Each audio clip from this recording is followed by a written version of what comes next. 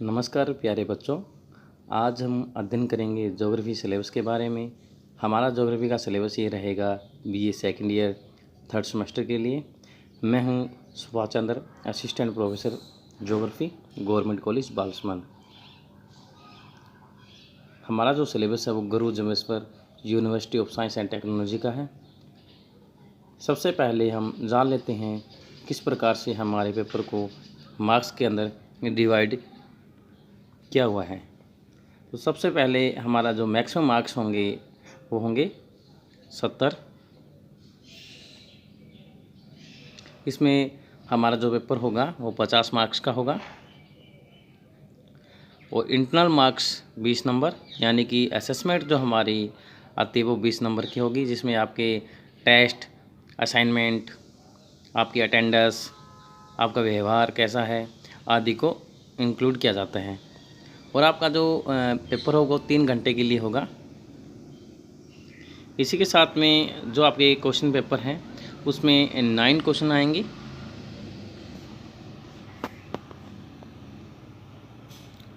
और कैंडिडेट को कोई 5 अटैम्प्ट करने हैं।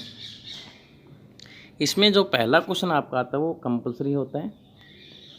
उसमें छोटे क्वेश्चन आते हैं, प्रत्येक क्वेश्चन 1 नंबर का होता है।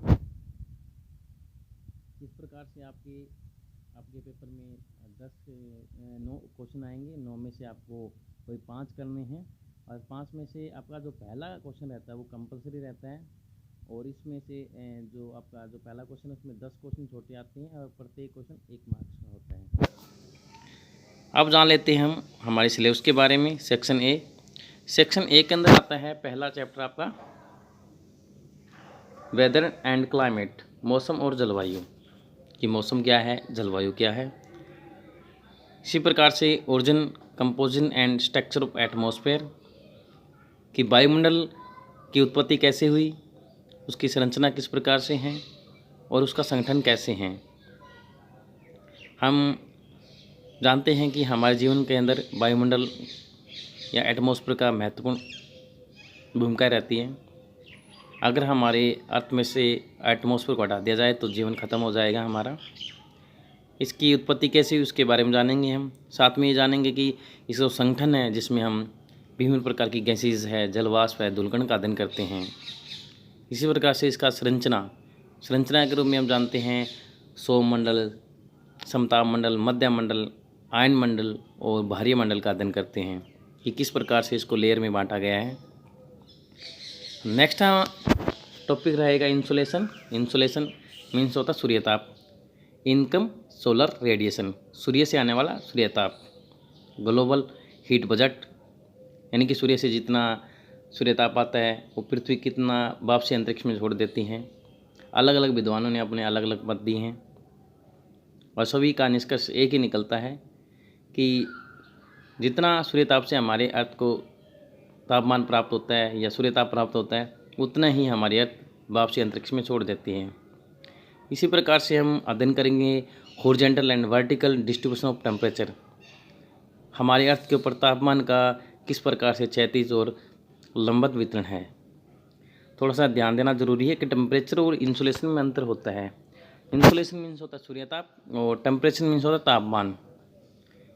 सूर्यताप का प्रभाव तापमान होता है, यानी किसी भी ऑब्जेक्ट के ऊपर जब सूर्यताप गिरेगा तो उसका तापमान बढ़ना स्टार्ट हो जाता है। और कई बार बिना सूर्यताप भी किसी वस्तु का तापमान बढ़ सकता है। जैसे रात के समय अगर हमें बुखार हो जाती है तो हमारे शरीर का तापमान बढ़ जाता है। इसी प्रकार से इन्वर्जन ऑफ टेम्परेचर, तापमान का व्युत्क्रमण। व्युत्क्रमण का अर्थ होता है कि ऊंचाई के साथ तापमान घटने के बजाय बढ़ना स्टार्ट कर देता है तो उसको व्युत्क्रमण कहते हैं। इसका व्याख्या हम अपने नेक्स्ट वीडियो में करेंगे। सेक्शन बी में आ जाता है एटमॉस्फेरिक प्रेशर, वायुमंडलीय दाब कि अन्य भौतिक वस्तु की भांति वायु भी एक भौतिक एलिमेंट्स हैं और वो हमारे धरातल पर जितने भी ऑब्जेक्ट हैं उन पर वायु दबाव डालती है और दबाव का मुख्य कारण रहता है गुरुत्वाकर्षण शक्ति। मेजरमेंट कि कैसे वायुमंडल का जो दाब रहता है उसका मेजरमेंट किया जाता है या उसका मापन किया जाता है। डिस्ट्रीब्यूशन यानी कि इसका वितरण। प्रेशर बेल्ट, हमारे अर्थ के ऊपर वायुमंडलीय दाब एक समान नहीं है। इसको हमने 7 वायुमंडलीय पेटियों के रूप में बांटा है, उसका अध्ययन हम करेंगे। उसके बाद में नेक्स्ट आ जाता है प्लैनेटरी विंड यानी कि भूमंडलीय पवनें, कि हमारी पृथ्वी के ऊपर बड़ी मात्रा में चलने वाली पवनें भूमंडलीय पवनें कहलाती हैं और इनकी दिशा सारा साल एक जैसी रहती हैं। ये प्रमुख रूप से 3 रूप में मिलती है हमें, व्यापारिक पवनों के रूप में, पछुआ पवनों के रूप में और पूर्वी पवनों के रूप में। तो उनका भी अध्ययन हम करेंगे। इसी प्रकार से मानसून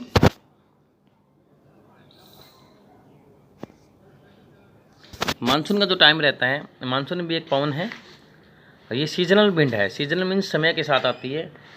तो हमारा मानसून का समय रहता है जून, जुलाई, अगस्त, सितंबर के बीच में, और मानसून से हमारी बारिश होती है। मानसून हमारे 2 साइड से आता है, एक तो बे ऑफ बंगाल से आता है और एक अरब सागर से आता है।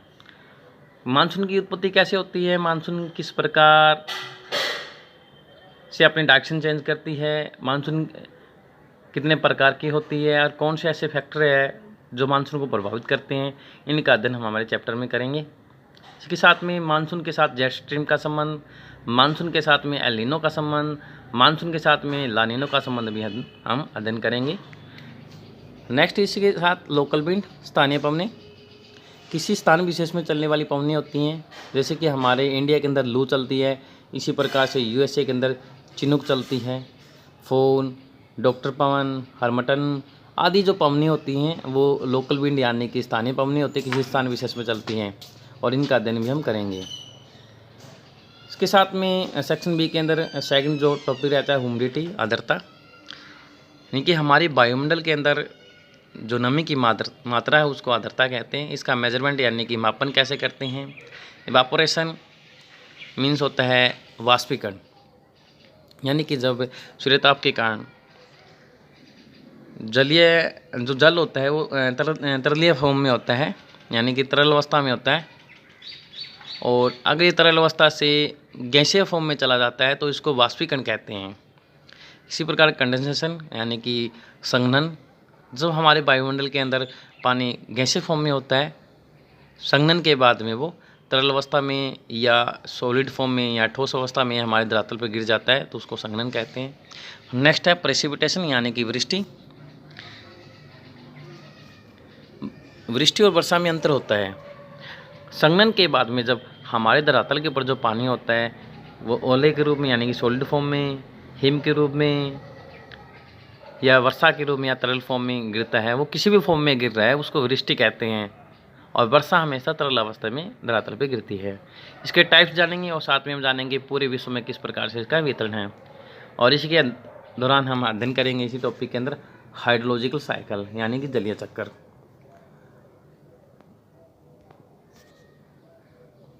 सेक्शन सी के अंदर आता है एयर मासेस, वायु राशियाँ, कंसेप्ट एंड क्लासिफिकेशन। वायु राशियाँ मीन्स होता है कि वायु की विशाल राशि होती है जिसमें आर्द्रता और तापमान की समानता होती है। जैसे मानसून भी एक वायु राशि है। इसी प्रकार से पूरे अर्थ के ऊपर मानसून का एयर मासेस का निर्माण होता है। अलग अलग प्रकार की एयर मासेस मिलती हैं, उनका हम अध्ययन करेंगे। फ्रंट्स होते हैं बातागर, वायु राशियों के मिलने से फ्रंट्स का निर्माण होता है। इनके टाइप्स और उनकी करैक्टरिस्टिक क्या है। इसके साथ में वेदर डिस्टर्बेंस के अंदर हम अध्ययन करेंगे tropical and extra tropical cyclone, यानी कि उष्ण और शीतोष्ण कटिबंधीय चक्रवात।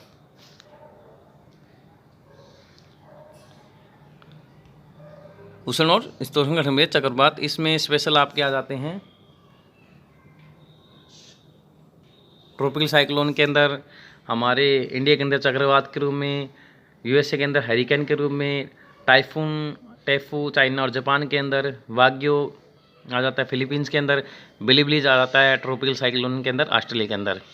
एक्स्ट्रा ट्रॉपिकल साइक्लोन, इनका जो निर्माण होता है वो 35 से लेकर 65 के बीच में होता है, अक्षांशों के बीच में 35 डिग्री अक्षांश से लेकर 65 डिग्री अक्षांश के बीच में। और ट्रॉपिकल साइक्लोन इक्वेटर से 0 डिग्री 5 डिग्री नॉर्थ और साउथ को छोड़कर 5 डिग्री से लेकर 25 डिग्री नॉर्थ और साउथ के बीच में जन्म लेते हैं।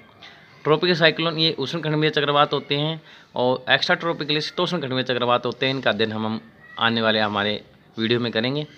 इसी प्रकार से सेक्शन सी के अंदर climate classification bye Koppen, climate change and global warming, कि हमारे पूरे वर्ल्ड में एक जैसी क्लाइमेट नहीं है और समय के साथ अनेक विद्वानों ने इसके अंदर क्लासिफिकेशन किया है। और सबसे महत्वपूर्ण जो क्लासिफिकेशन है जो आज भी मान्यता प्राप्त है वो कोपेन महोदय की है।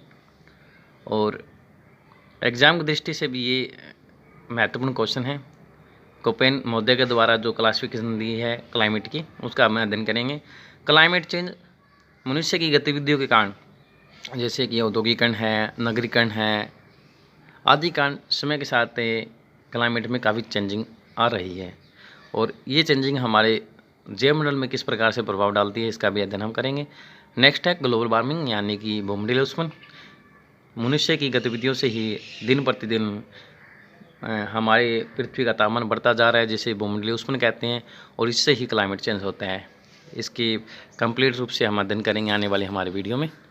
सेक्शन डी के अंदर आ जाता है configuration of ocean flowers and surface relief of Pacific, Atlantic and Indian ocean, temperature and salinity of ocean, यानी कि हम इसके अंदर अध्ययन करेंगे जो महासागरीय तली है वो किस प्रकार से है। जैसे महाद्वीप की तली तो हमें पता है कि महाद्वीप की जो तली है पर्वत, पठार और मैदान के रूप में है, कि हमारे महाद्वीपों के ऊपर जो मिलते हैं फ्यूचर मिलते हैं वो पर्वत है, पठार है, मैदान है। इसी प्रकार से महासागरीय तलियों के अंदर भी इस प्रकार के मतलब फीचर देखने को मिलते हैं या दृश्य रूप देखने को मिलते हैं। मगनढाल, मगन तट, महासागरीय मैदान, कटक खाइयाँ, इनका अध्ययन करेंगे। और स्पेशल रूप से प्रशांत महासागर, अंध महासागर और हिंद महासागर के टेम्परेचर और तापमान और लवणता का भी हम अध्ययन करेंगे कि तीनों महासागरों में किस प्रकार से तापमान है, किस प्रकार से लवणता है। इसी प्रकार से सेक्शन डी के अंदर अध्ययन करेंगे टाइड्स, यानी कि ज्वार भाटा, वेव्स यानी कि तरंगे, और ओशन करंट्स, महासागरीय धाराएं। जो महासागरीय धाराएं हैं सेक्शन डी के अंदर महत्वपूर्ण क्वेश्चन है और ये महासागरीय धाराओं का अध्ययन हम प्रशांत महासागर, अंध महासागर और यानी कि हिंद महासागर के रूप में, इंडियन ओशन के रूप में करेंगे हम। सबसे महत्वपूर्ण क्वेश्चन रहता है ocean currents circulation in Pacific, Atlantic और इंडियन ओशन। इनमें से एक क्वेश्चन आ जाता है हमारे एग्जाम के अंदर, तो हम इसके ऊपर ज़्यादा ध्यान देंगे। वैसे हमारी सारे टॉपिक महत्वपूर्ण हैं। इसी के साथ नेक्स्ट इसके अंदर ओशन रिसोर्सेज, यानी महासागरीय संसाधन। हमें महासागरों से विभिन्न प्रकार के संसाधन प्राप्त होते हैं, जैसे मनुष्य मछली पकड़ता है, नमक की प्राप्ति करता है या खनिज संसाधन भी प्राप्त करता है, तो इनका अध्ययन भी हम करेंगे। इसी प्रकार से जो इंग्लिश मीडियम के स्टूडेंट हैं वो विभिन्न प्रकार की पुस्तक के खरीद सकता है, जैसे कि एच क्रिचफील्ड के द्वारा जनरल क्लाइमेटोलॉजी पुस्तक खरीद सकता है। इसके पास से GDT वार्ता की एन इंट्रोडक्शन टू क्लाइमेट, ये महत्वपूर्ण पुस्तक है और इनको स्टूडेंट खरीद सकता है। इसके अलावा हमारे इंडियन राइटर है जैसे शिविंदर सिंह, DS लाल की पुस्तक भी बहुत ही अच्छी पुस्तक है और इसमें सिलेबस कवर हो जाता है। इनके अलावा टेक्स्ट बुक भी आती है अशोक दिवाकर, DR कुल्लर, जो टेक्स्ट बुक है उनमें भी सिलेबस के अकॉर्डिंग है और उसको भी बच्चे परचेज कर सकते हैं। तो हमारा वीडियो यहाँ तक रहेगा। धन्यवाद। जय हिंद।